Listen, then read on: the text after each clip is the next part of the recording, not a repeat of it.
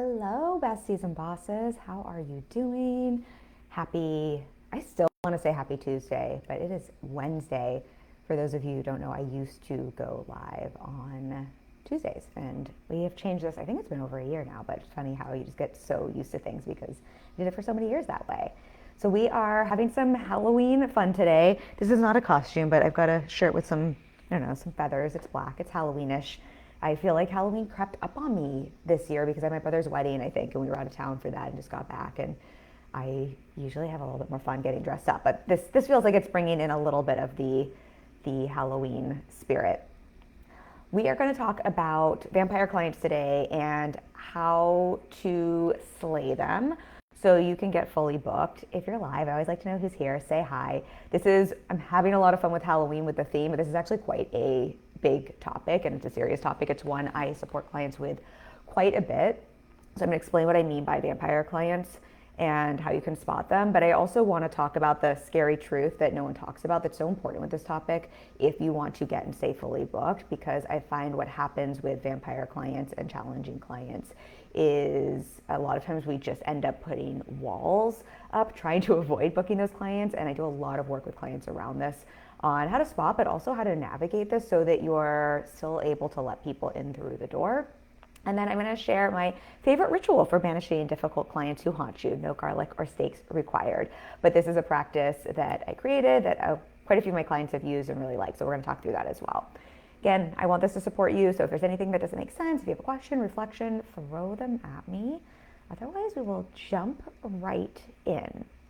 So let's just talk about what vampire clients are. Obviously, I'm being a little funny here with Halloween topics, but I think the term vampire client, and for someone who is an energy drain, is a term a lot of us use in this space. And so really what we're talking about today are clients who are energy drains, who are, let's just say it lovingly, like a pain in the butt. Clients who are energy sucking or soul sucking, clients who ask more than you are offering in your container, right? So maybe they're draining in that way where you're constantly having to hold boundaries, but they're always asking for above and beyond more than you deliver. We'll call them boundary pushers. Maybe they're toxic, maybe they're abusive in some way, not physically, obviously, but in terms of their behavior towards you. And I think we could also consider someone who is just kind of sucking all the time and energy out of your container as a vampire client. So just so we're kind of all on the same pages with this. Hey, Nora Lee, I owe you an email, by the way. I have not forgotten. I have just had email is my everybody, email and DMs are my Achilles heel. This is why I use Basecamp for clients, because I check that religiously every day, and then all of my other communication I fall behind on. So if you all DM me or anything like that, just know that I will always respond to you. But sometimes it takes me a second. Anyway, so let me not get off track here. But that's what I mean by a vampire client. And what I think is really important to preface this conversation with is no matter how great you are at screening for clients, how great your marketing is, how great your messaging is, how great your consultations are, how great your application process is, it's still possible for a vampire client to slip through the cracks. And I say this because I was talking about this with a client recently. She was giving herself such a hard time for just a challenging client, some things they had to navigate, and thinking that, if she had done things better on her side, she would have known. And look, sometimes we all always have to take responsibility for our part in any client relationship dynamic. What about us is inviting us in or causing for this situation to happen, and we're going to talk about that more. And also, when we are working with humans, especially as you grow and scale and you're working with more and more humans, what I'm always looking at with clients is this an outlier situation, right? Is this a small percentage of your roster, or is this the norm? And so for this client of mine, this is someone who's been in business for a while. She's worked with a lot of clients, right? This is a very, very small percentage of the people coming through the door. And so when that happens, I really see that as this is just a statistical norm for anyone in business. We've talked about this in other situations, but I think it's just important to remember. It's sort of like you're just going to have a statistical percentage of people the more you grow who, not to put this on anyone, but who, let's say you have a big group program and you have a payment plan, right? There's just going to be a small percentage of people who default on payment, whose credit card fails, people who ghost, people who no-show. it's when this becomes more than what's statistically normal, right? We want to minimize that, or when this is becoming a larger percent of what you're dealing with, that we want to be concerned. But the reason I share that is I think one of the first things to normalize is this happens. And again, we're going to look at how we can banish this, how we can minimize this, a practice you can have for this, as well as a tool, just a way to make sure you're not accidentally sabotaging your business with this. But I think one of the big things we want to recognize is what is normal in business. I think sometimes this can be an unspoken benefit to having coaching support, because sometimes we just don't know what's normal in business unless we're talking to someone. Like, I see businesses all day, every day. And so then when something happens that doesn't feel good, because let's say you have a roster of 15 people and 14 people are a great fit and one of them's a energy sucking vampire client. And I'm saying this tongue in cheek, right? We love all our clients. But let's just say that's the case. It's really easy to almost forget about the 14 clients who are a great fit and maybe the 50 you've worked with before that, and to really focus in on the one that doesn't feel good, because our brains are wired to notice negative events more than positive. It is a survival mechanism. Our brains are just wired to focus in on what doesn't feel good, to latch in onto that, to make that bigger, to globalize that, right? It's very easy, especially depending on your mindset and your emotional makeup and your history with trauma, not trauma, right, to globalize this and make this a really big thing. So I think the first thing we just want to recognize with something like this is small percentage of this hopefully doesn't happen for you, but if a small percentage of this happens, I think we want to learn more, how do we navigate this, not how do we make sure this never, ever, ever happens in business. I think this was last week's conversation was one of our recent conversations in here, where I was talking about how important that is to, instead of trying to figure out how do we make sure something never happens in business, right, because that has us really in a block position that really has us trying to avoid a result, versus how can we be in the mindset of, I'm a business owner who runs at results, booking clients, serving clients, growing my business, scaling my business, right? I run towards results, knowing that if something happens that I don't want, that comes in the way, I can navigate it and handle it, versus how do I try to avoid something from ever happening. I'm going to try not to go down too many tangents on this conversation, but this feels really relevant here. I think about this is similar in sales with rejection. We can have a sales process where we try to figure out how to never get rejected, but that means your whole strategy is based on, how do I avoid a feeling I don't want that is uncomfortable, right? Is it an avoidance strategy, versus creating a strategy at, how do I create a strategy that has me run towards what I want, which is booking clients, making sales, which also means along that way, I might encounter some rejection or some uncomfortable feelings. Can I learn how to tolerate that, navigate that while I'm running towards what I want, instead of trying to create a whole strategy around avoiding what I don't? And that's similar here. Obviously, if your whole roster are vampire clients, there's a different thing to unpack here. But if it's a really small percentage of your roster, I really want you to hear this is, how do I run towards serving my people, not how do I try to avoid ever having more of these clients, because this is just going to be a small percentage that shows up for everyone. Let me know if that concept is making sense, or if you have any questions around that. The reason I want to lead with this, and the reason I think this is so important, is that what I have seen for so many of my clients, and I think this is one of the biggest unspoken hurdles to scaling your business that I just don't think we talk a lot about the online space. I can think of multiple clients of mine where this has been so much of what we found was the real reason they weren't growing and scaling. When we unlocked this, it was like their business blew up overnight. Is when you've had some challenging clients, we'll call them, right? When you've had some vampire clients, when you've had some people who are energy suckers or possibly toxic, and you've had that happen, because there is such a normal tendency then to want to close down, right? To want to put up the walls and want to say, I never want to experience this again. What I find happens is, for those clients who have hired me, what I start to notice is a lot of their strategies are what is being labeled as a boundary, but is really a big wall that is being put up. And suddenly it's like, I just kind of don't want to let anyone into my business. I kind of don't want any client unless they are a perfect human that checks every box. And I need to make sure everything I'm doing is like super screening for the perfect person, is super protective, it's all of these things that, again, appear to be beneficial, right? They appear like they're healthy boundaries. They appear like it's trying to put in screening processes, but they really are just really big walls, really big hurdles that make it near impossible for anyone either to meet that level of expectation of standards, or for someone to ever be able to jump all of those hurdles. And then we end up in a situation where we're wondering why we don't have clients, or why it's feeling really tough to get fully booked or to stay fully booked, or like we've had a bunch of clients at one point and now they've kind of dried up. Oftentimes this is one of the reasons. There's other reasons for this. I see it's happened a lot with clients who've been burnt out in the past. they'll do similar things because they're so scared of having their capacity taken up. But what this does is it subconsciously and consciously really is creating a really big block from the thing that we are saying we want.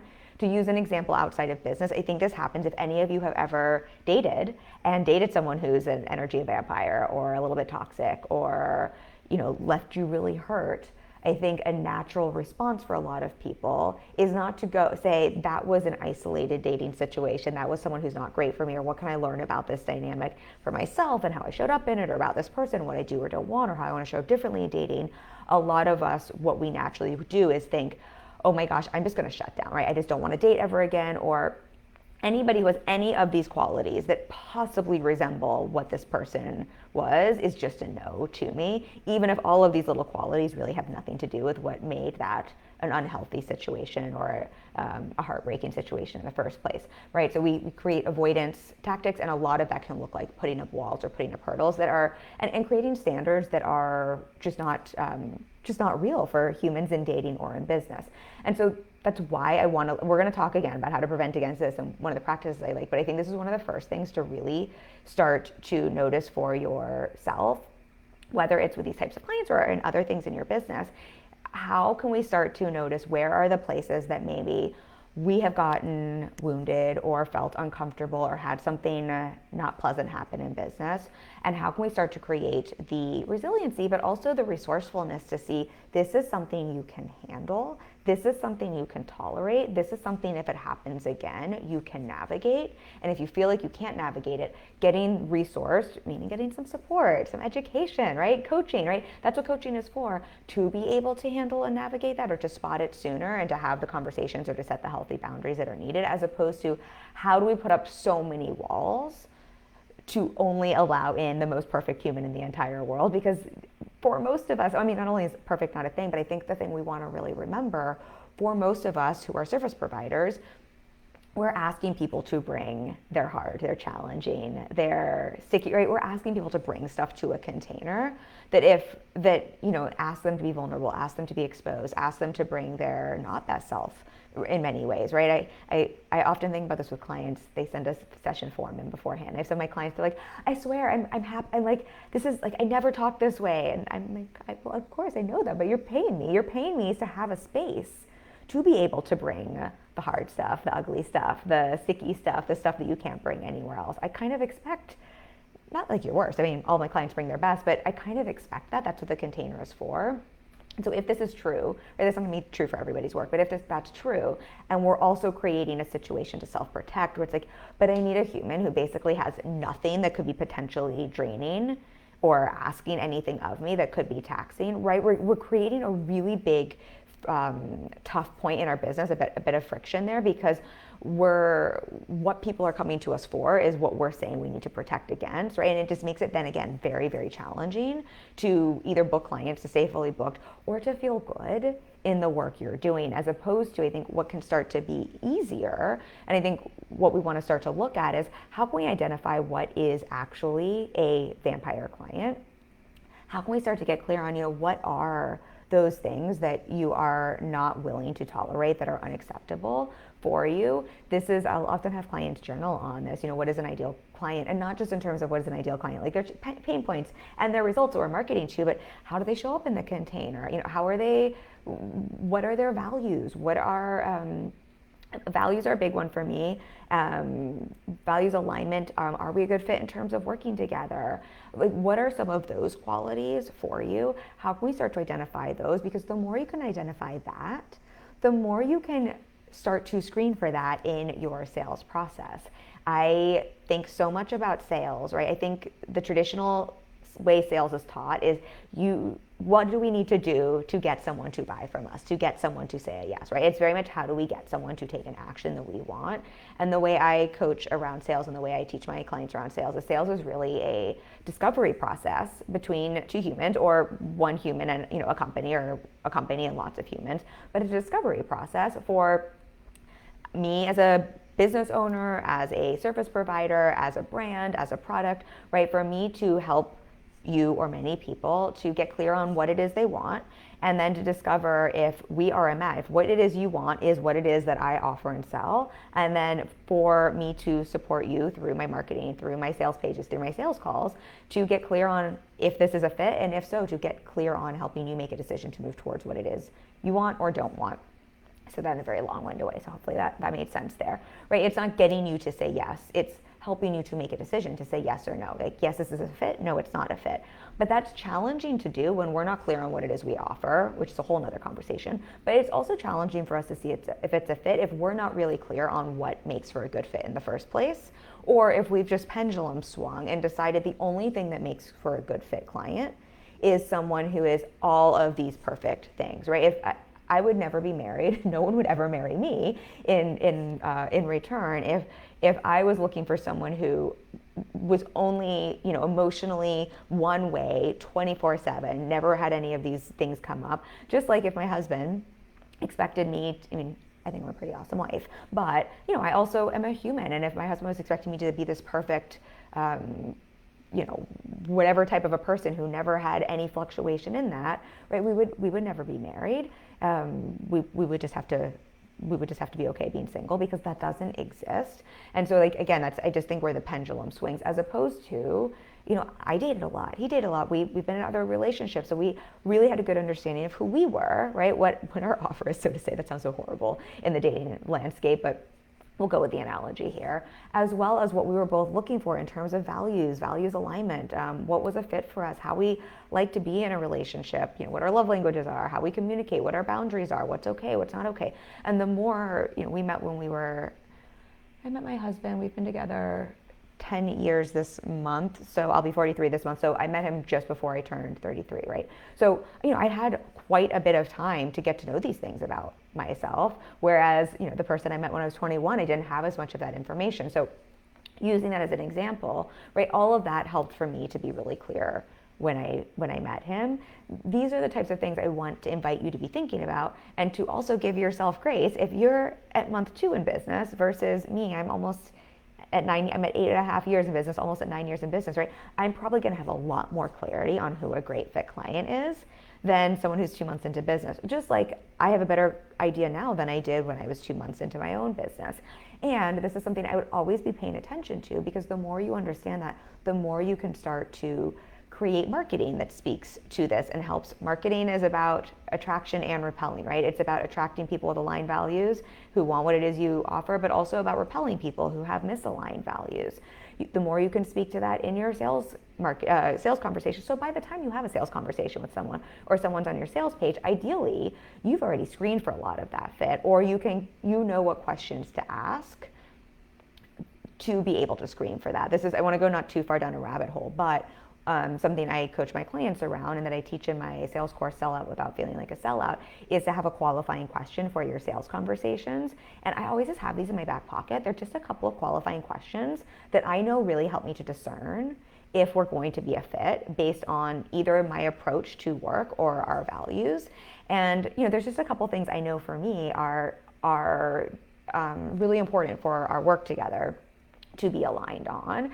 And if I'm not entirely sure, these are just questions that I will use as a qualifying question before moving forward to talk about an offer with someone. And so I don't want to go into that too much here today, because otherwise I'll take us down rabbit holes. But these are all things you can think about, because the more you understand for yourself what a vampire client is and what a true vampire client is, right? Not just how we're avoiding, and then we're going to talk about this, another piece here I want to be mindful of, but the more you can understand that, the more you can start to really speak to more of who you do want to attract. So using the dating example again, right? When we've had bad experiences, what we tend to do is just think, I don't want all of these things in the next person I date, in my partner. When we're focused so much on all of the things we don't want, though, what do? We tend to only notice and attract more of what we're focused on. Whereas when we start to learn ourselves and learn what it is we do want, right, what makes for a really great fit, a great fit client, right, we then start to notice and attract what we focus on. Those things are a great fit. So it's kind of the same idea here. What I really want to invite you, if you've ever had an experience with a vampire client, that is helpful, and I want you to mind that for goal, but I really want you to mind from that as well as, look at the majority of your clients who are a good fit. What about them makes a good fit? How can you focus more on what it is you do want and speaking to and screening for that versus trying to only repel what you don't want? I see this happen in marketing a lot, and it makes it really hard to book clients. Where this again happens, it's the pendulum swing. We're trying to protect ourselves. Marketing really starts to become about, I'm not for you if X, Y, and Z, or if you're looking for this type of a person, I'm not, right? It's a lot of, I'm not for you if these things. And we do that because we think we're screening for the right person. And in small doses, there can be a psychological factor here that can help call in the right people. So it's not that that's wrong per se, but when that is the majority of our marketing, again, what we're really focused on is, I just want to make sure none of this type of thing comes through the door, right? It's a really big wall and protective mechanism, as opposed to, that's great for you to know those things, but we can have the same effect by speaking to who you are for, right? And wanting to attract them through the door and being really clear to speak to your values and how you work to attract in the people you want to work with. Let me know if that's making sense or if y'all have questions for me. Otherwise, I will, oh no, there's one more piece I wanted to say here, and then otherwise I'll move on. But I will see if there's a question. I don't think there's a question. But I like the emojis on the other comment. The other piece I wanted to touch on here, and I think I spoke to this a little bit earlier, but I feel like it's important to return to. I really want to invite you to understand the difference between a vampire client and just a client who has the appropriate challenge, pain point, problem that you solve, and they are bringing that to your container. I know I spoke to this, but I'm just going to speak to it one more time because I just see this so often in our space. I think sometimes our space tries to teach people that, I don't know, good clients are like, don't use their sessions, don't use their between session support, never have a problem. They're take all personal responsibility and are all high vibe all the time. And it's sort of like we're expecting people to come in not showing up or not needing the very things they're investing in support around. So of course we want to have boundaries, and we want people who are self-regulated and who are respectful and who aren't toxic and who aren't abusive and who are respectful, right? All of these qualities, yes. And I think those are values, right? That's very different than expecting someone to come in without any challenges or pain points or frustrations or resistance or problems, right? Usually that is most of the reason we have a job in the first place and someone is hiring us.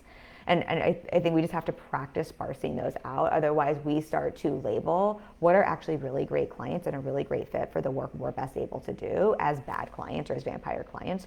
And I think that's really unfair to both you as a service provider and the clients you're working with. I'm going to pause it though, because otherwise I'll go down a rabbit hole, because there's a lot to that. The other piece here, so we just talked about, being able to have some of that screening, starting to put that in your marketing, thinking about having those qualifying questions on sales conversations.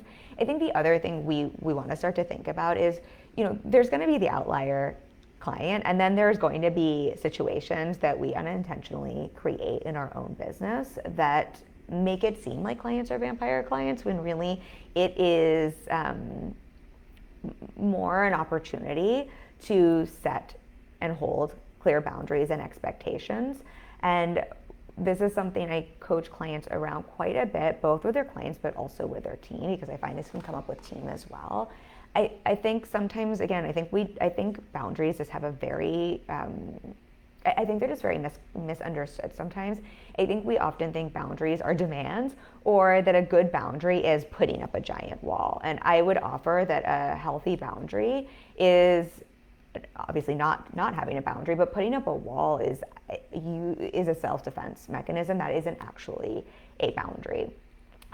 But with clients and with team members as well, I find a lot of times when my clients are like, oh, this client feels so draining, this client feels so heavy, this client feels like they're sucking all of my soul, and we unpack what's going on. Sometimes it's a vampire client, and sometimes it's that my client, who is wonderful and amazing, is also a little bit of a people pleaser, or maybe over delivering, or maybe taking on way more than they should, or not clear on the boundaries of the container.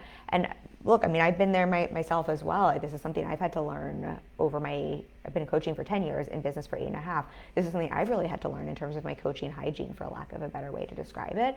And so often what appears as a vampire client is not actually a vampire client. It is an opportunity for us on the service provider side to do a little housekeeping with our boundaries, with how we're communicating expectations, and with holding our own boundaries, as well as holding or really checking in with what we are available to take on and not. And I'll explain that in a moment.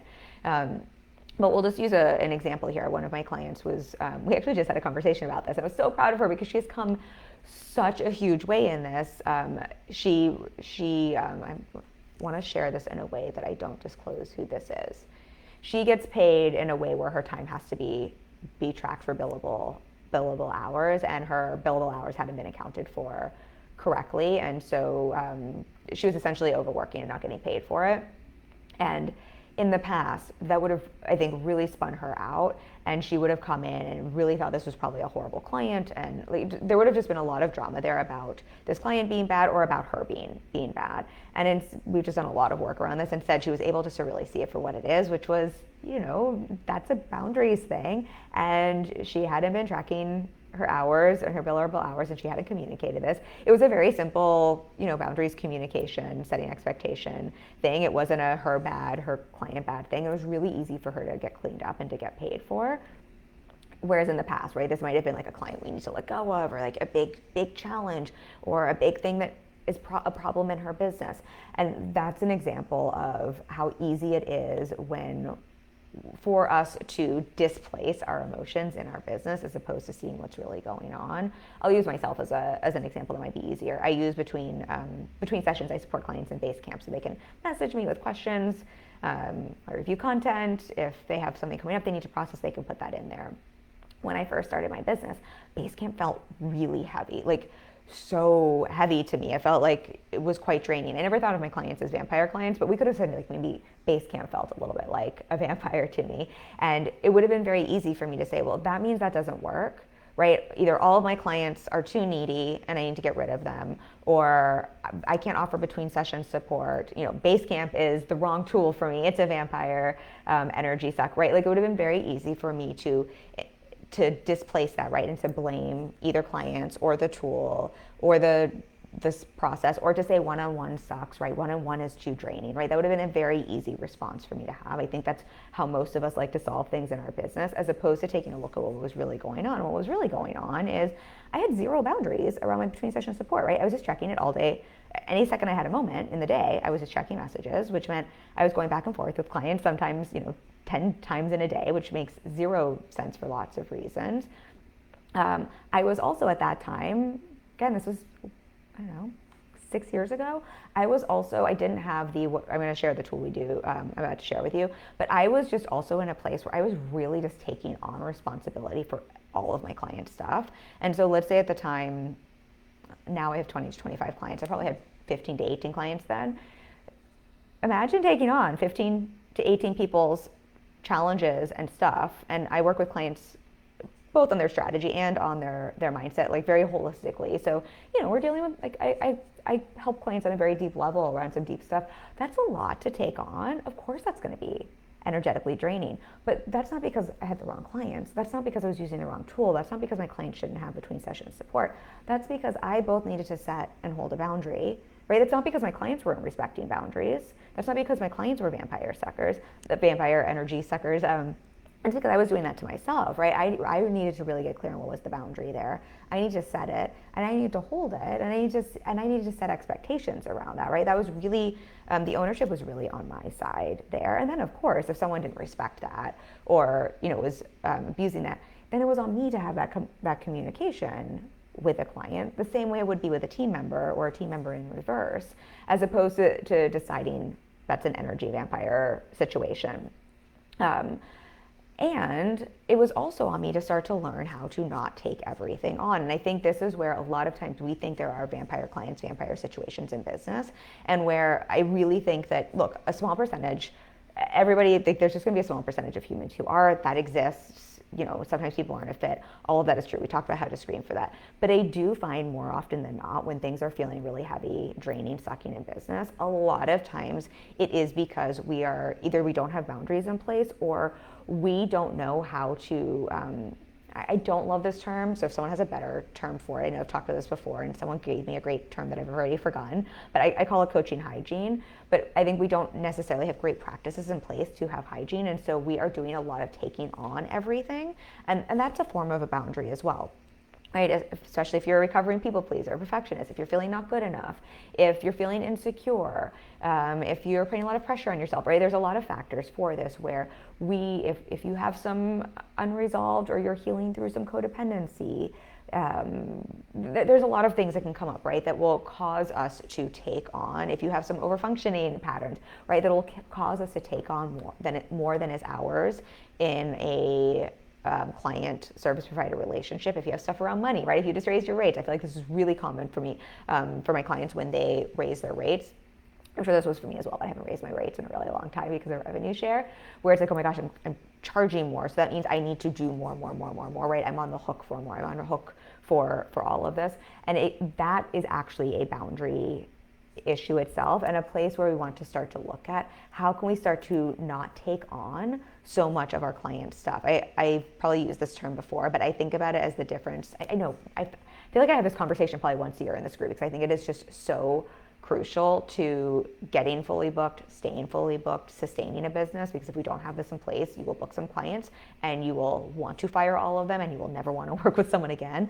Business will feel very, very heavy if you don't have this in place. But I talk about the difference between caring about someone versus carrying someone. Or in the therapy space, I think they call the difference between holding space versus holding someone. And that's really, I know everybody here isn't necessarily a coach or a therapist. Some of you are service providers in different ways, but this shows up for my OBM clients, this shows up for my designer clients, this shows up for my lawyer clients, this shows up for all of my clients, and work we have to do in some way, shape, or form, where it's starting to look at how can you be a caring, big-hearted human who I care deeply. I literally tell my clients that I love them. I have worked with, we just got off a call with one, I think we worked together 5 years. I've worked with her since she had literally lost her only client, was making $0, and now she's making 10 to 15K months and is fully booked and is a powerhouse of a woman. And I love my clients, right? I care so deeply about them. I care so deeply about their results. I'm so invested in their business. We partner together. And it is not of service of them, and it is not of service of me. It is not of service of our work together, or for the way I'm going to empower them to get those results, right? One of the reasons that client got those results is I had to learn to care so deeply while also detaching and not carrying my client, right? Otherwise, it becomes a very unhealthy codependent relationship, or a relationship where a client is really, looking to me to be the boss of their business, or looking to me to get them a result, and then they're reliant on me, right? That's quite an unhealthy dynamic, I believe, in a coaching client relationship. Same in a therapist client relationship. But really, if you're an OBM, right, you don't want to be on the hook for getting your client a result. You really want to be on the hook for delivering your deliverables that you've agreed to and caring deeply about your client and their results. But those are two different things. And so when we can start to parse that out, I think it starts to get a lot lighter in business. When my business felt like when Basecamp felt like, oh my gosh, I've got a bunch of I didn't really think I had vampire clients, but there was a time where I felt like, oh my gosh, my business is so heavy. And I time track about every quarter, sometimes every 6 months now because things don't change that much. But I remember time tracking at the time, and I'm trying to remember how many hours it was. It was something absurd. It was like I was spending 2 hours, if not more, maybe 3 hours per day in Basecamp. It was a very large chunk of my week, was like 15 hours per week probably was being spent in between session support. It's like, well, of course that feels heavy and draining. But then I had to look back at it and see, but that's a my responsibility thing. That is because I was a little bit it's my responsibility to solve all of this for my clients, as opposed to it's my responsibility to be here and support and serve my clients. And it's their responsibility to show up and get those results, right? Like, how can I care without carrying? How can I hold space for a client?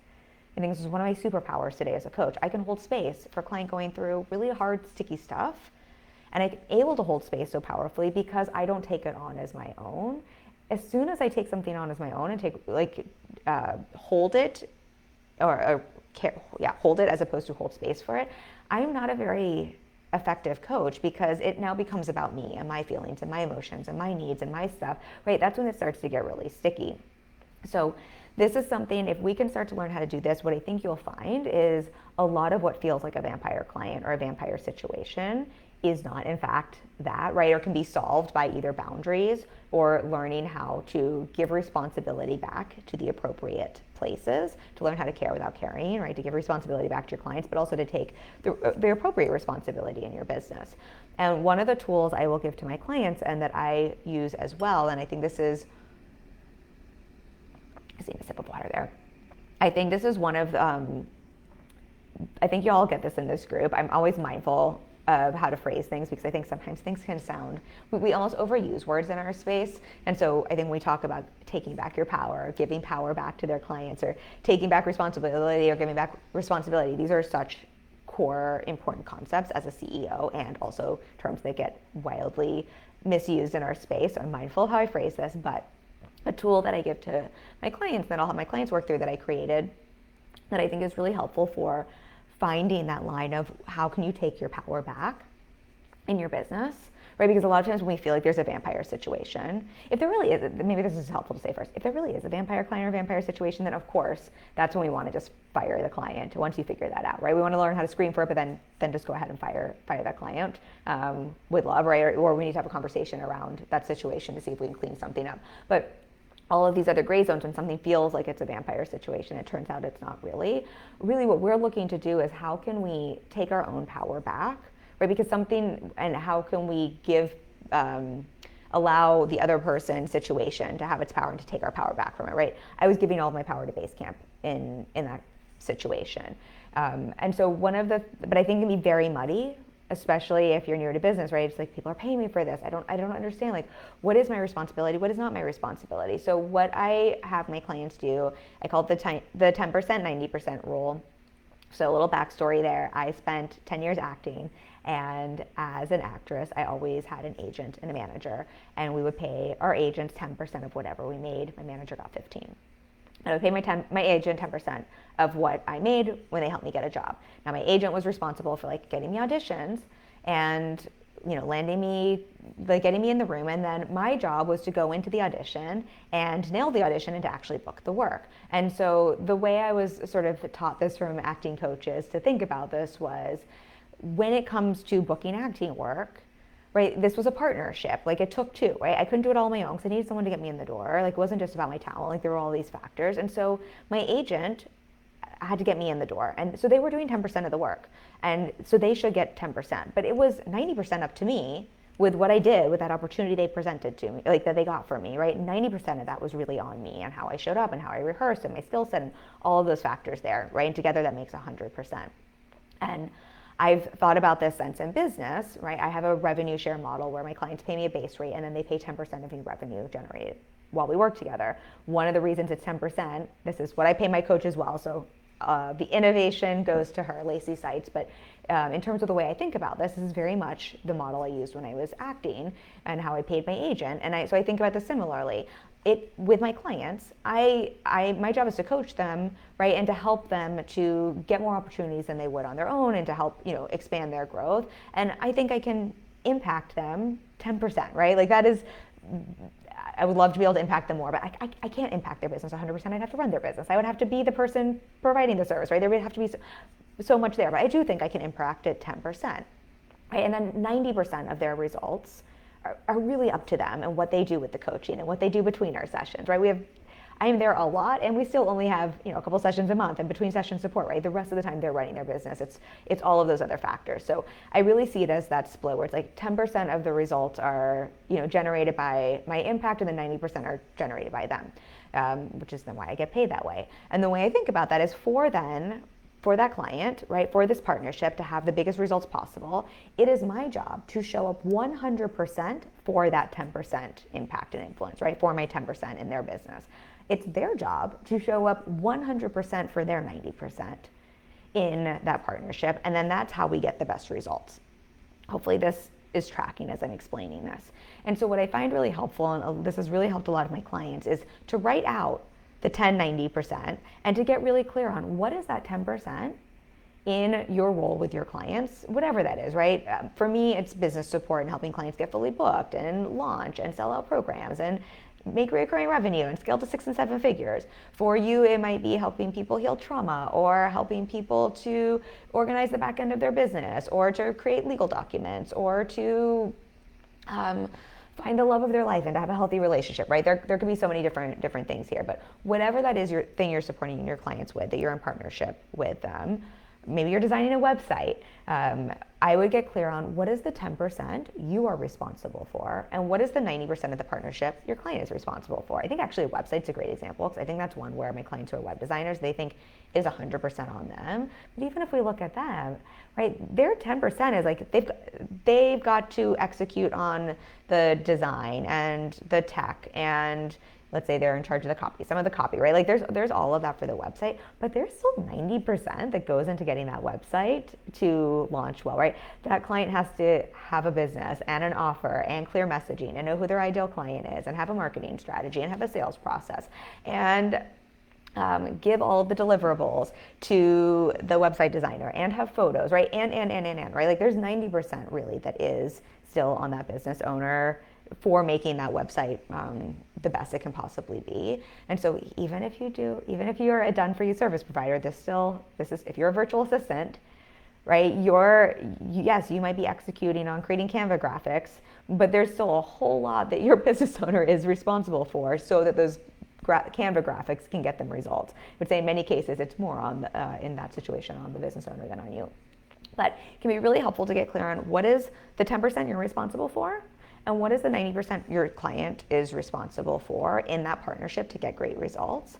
And then when you're feeling these situations come up where things feel really heavy, you can start to look at, am I taking on responsibility from my client's 90%? Like whose column does this go in? What is my job description? What is their job description?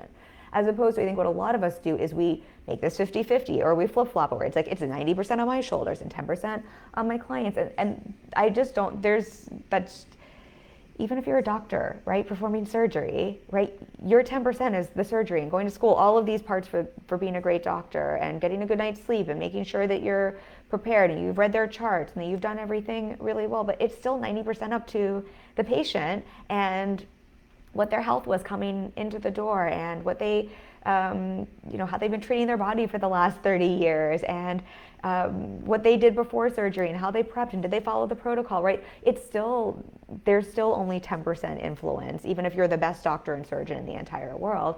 A lot of that still has to do with the client or the patient. Hopefully that example is making sense. And then what you can also start to check in with is, am I showing up 100% for my 10%? If you're showing up 100% for your 10%, right, that is your job. Then you are doing your job. But I want you to check in with, if you're not showing up 100% for your 10%, right, that's the place where it's like, oh, I need to lean in more. Like, I actually need to be on top of some of this. I'm actually not doing part of my job. Or I've actually, been so focused on my clients' 90% that I actually haven't really gone clear and identified my 10%. Then there's a big opportunity here for you. The other opportunity to see with the whole caring as in I care about the person versus carrying.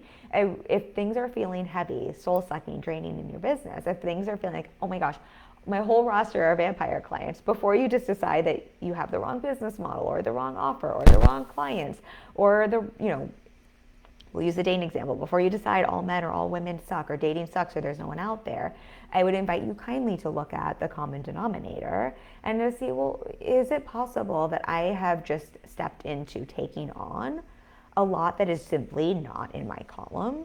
And that is always going to feel heavy, but that is also always going to be me giving my power away, like really creating a funky dynamic here. And what would it look like to start to give some of that responsibility back to my clients and or to start setting and holding those healthy boundaries and to communicate those boundaries. I'd never like to make promises in business, but I guarantee for most of you, I'm always wanting to be in integrity. I would be surprised if for most of you who feel heaviness in your business or with clients, if for the majority of the time, this wasn't a big part of what helps to adjust that. So see if the 10%, 90% rule helps give you some clarity. Check in with that. Remember, we still want to show up 100% for our 10%, and then we can't make someone else show up 100% for their 90%, but that's how you're going to get the best results. And you can encourage someone to show up for their 90% or help them to see that that's how they're going to get the best results, right? I always like to let clients know, like, this is how you're going to get the best or the most out of our coaching relationship. But I can't make someone do that. And trying to control how someone shows up for coaching, for example, that is not a part of my 10%, right? I literally can't do that. And if I'm trying to control another human and how they show up for coaching, how they receive coaching, what they do between sessions, right? That is when it is going to feel really, really heavy. If I see that is actually my client's responsibility. Now, my responsibility is to make sure I help someone know how to get the most out of their coaching container, that I make myself available, right? That I help support them through that. I always think a lot of my clients are high functioning. They are, what's the word I'm looking for? Overfunctioners. A lot of them are people pleasers.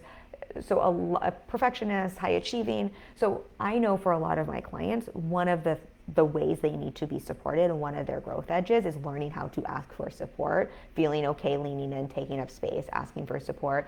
And so it is my part of my 10%, right? If a client isn't leaning in for support, they're not fully using the coaching container to communicate that, to encourage them, to support them through that. That is part of my role, but it is not my role to try to overfunction for a client.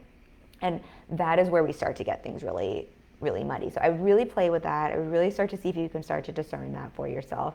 I really find it makes things so much lighter, and it just also makes things more clear. And I find this is also how we're able to support clients to get the best results without doing everything. We still have to do our jobs, so don't hear this as like, now we just all peace out, but without stepping in and creating unhealthy client relationships, because we can also then more clearly communicate and help someone see where their opportunities for growth are, where they can lean in, or how they can get the most support. And then with the boundaries piece here, I would just remember with boundaries that boundaries are fluid, boundaries are not walls, and effective boundaries with clients and with team members, they need to be communicated early and often, the same with expectations, early and often, right? And we have to set and hold boundaries. And so boundaries are almost a whole other live stream, and like there's just a lot there. But I would just, if you're finding you have someone who's a vampire client who's maybe a little energy draining, that might in fact be the case. And again, if it's the outlier situation, I always trust my body and my internal compass. Sometimes it's just, this is not a match, there's something really draining here, and then that's just a reason to have a conversation, maybe to part ways. But if it's sort of like all the other things we're talking about here, where you're taking on more than you need to, or you have a boundary, for my example here with between session support, and you're just not upholding that, right?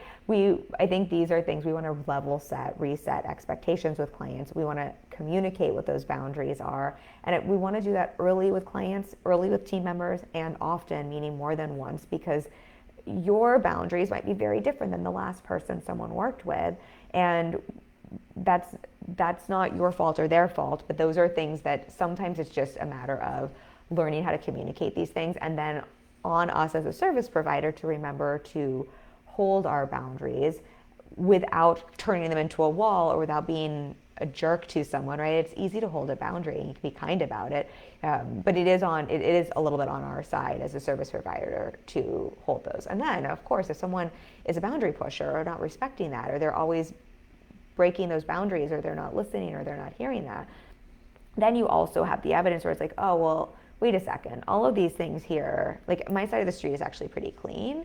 This might just actually be a vampire client, and someone who's an energy drain, someone who's a boundary pusher.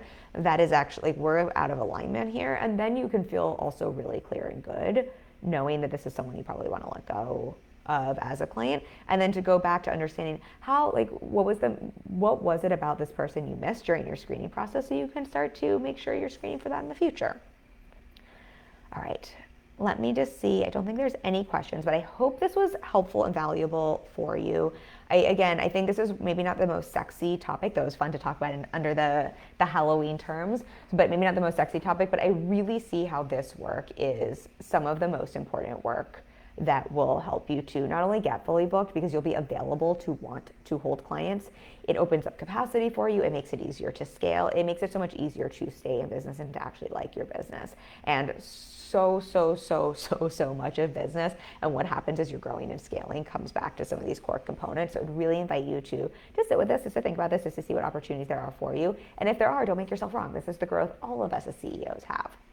I also, before I hop off, I realized I have a new masterclass coming up, and I didn't announce it. I should have announced it at the beginning of the live today. I'm so excited about it. We have a masterclass coming up the second week in November. Is it the 13th?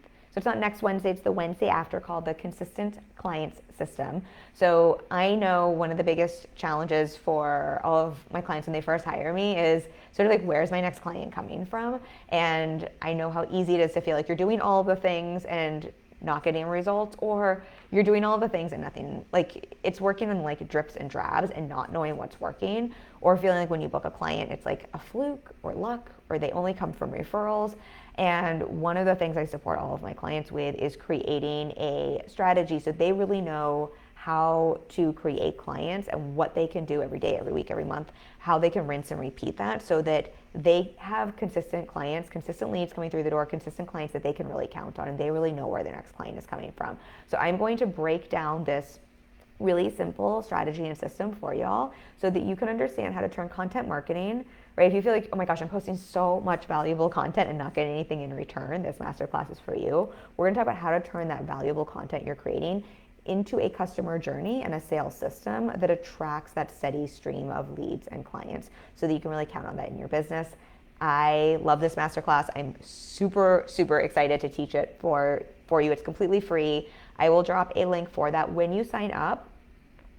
First and foremost, if you're used to having my lives, my master classes in this Facebook group, this will not be held in the Facebook group. So if you want to join me for this class, you need to sign up because we're going to host it privately on Zoom so that I can make sure that I'm able to answer all of your questions. You do need to sign up for this. When you sign up, you will get access before the class to a bonus playbook. We created a new playbook for this. My playbooks, I think, are really great. I think this material is as good as some paid programs. I think I could easily charge for it. And then you'll also get entered to win a VIP strategic planning session with me. We will pick one winner. If you show up live to the Zoom call, you'll get an extra entry, and we'll pick one winner after the masterclass. So I hope you will join me for the Consistent Client System. Again, I'm always excited to share this stuff, but I think this is one of those like core foundational things in business. And I think I teach it in a way that I haven't seen a lot of people teach it. It is both a proven and psychologically based strategy and process. And it is what I have used for I've been fully booked for 5.5 years. So this is what I've used for the last 5.5 years to stay fully booked with high ticket clients. I've made 1.5 million in cash during that time from a one-on-one model alone. It is the same approach that I have personalized to clients in different industries and niches. So not all business coaches. I have clients who are therapists. I have clients, again, who are lawyers in all sorts of businesses, as well as who have different business models. So not only one-on-one, this works for you if you sell group programs, masterminds, courses, but it is going to help you create that core foundational strategy for bringing in those consistent leads and clients. All right, I'll drop a link for that. I hope to see you for the class. Thank you for, Monica says, great topic. Thank you, nice to see you, Monica. Thank you for the little, I'm making the hand motions. What are those things called? The little like flyer things. I appreciate you all so much for being here. Happy Halloween tomorrow. If you're dressing up, let me know what you're dressing up as. Maybe I'll get some more inspiration past my feathers that I'm wearing. And then I'll see you next week. We've got a fun topic then, and the week after for our masterclass. Bye, y'all.